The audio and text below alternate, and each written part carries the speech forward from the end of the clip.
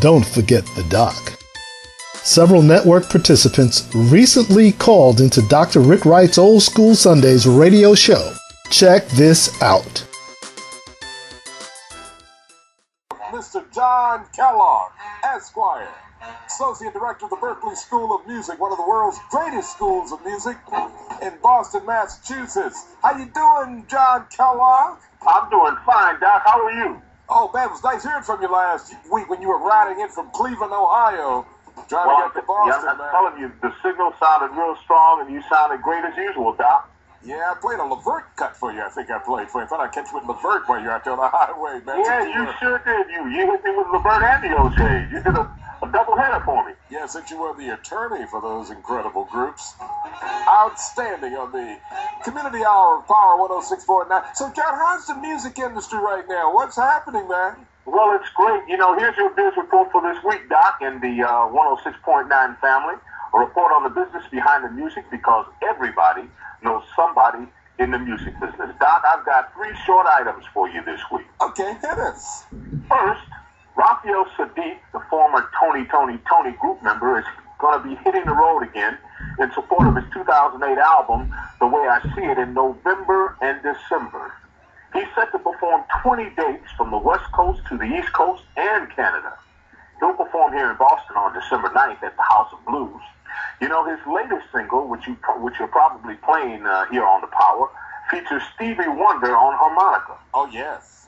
And secondly, Alicia Keys is expanding her career as she's expanding beyond her career as a singer-songwriter. Her new company, AK Worldwide, is handling her non-music ventures, including a new line of handcrafted jewelry called The Barber's Daughter.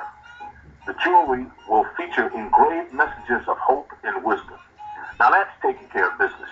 She's also released a new single that, I'll be frank with you, I'm really not feeling.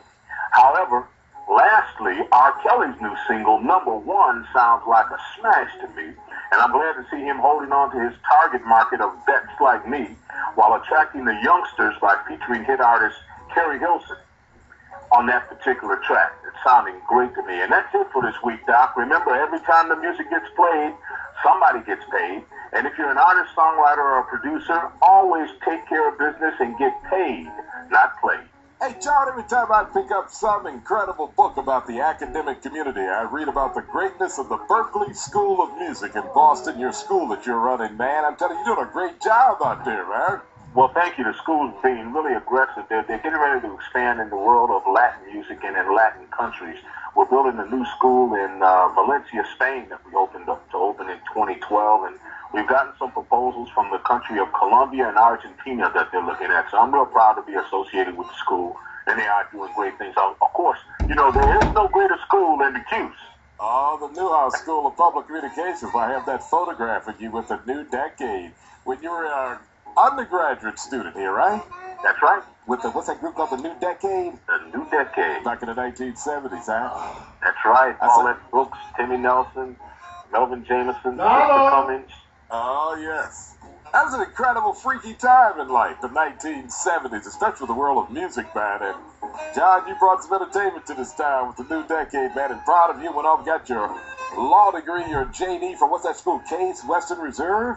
That's right. In Cleveland, Ohio. Man, you're one of the foremost experts in the world of music. And that dynamite book you wrote, man, is incredible. I use it in my classes, man, you know? Fantastic, Doc. I'm glad to hear it.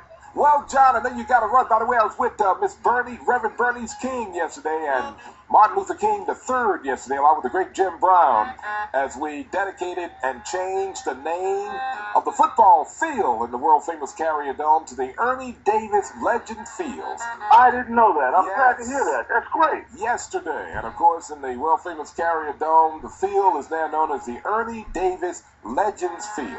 Forever and ever. Yeah, he was one of my idols, so I'm glad to see they named it after him. And the great Jim Brown.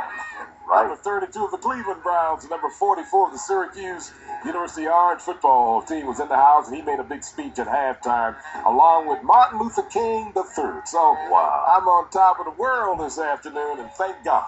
I hear you. Well, look, Doc, good speaking with you. Talk to you next week. Okay, John Kellogg. All right, so get to all the Syracuse University alums throughout the world.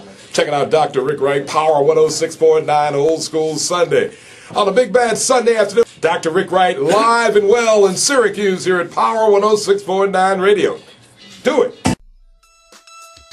The network reminds you that you too may call into Dr. Rick Wright on Sundays between 1 p.m. and 7 p.m. Eastern Standard Time. Check in with the doc at area code 315-428-1069. Don't forget the doc.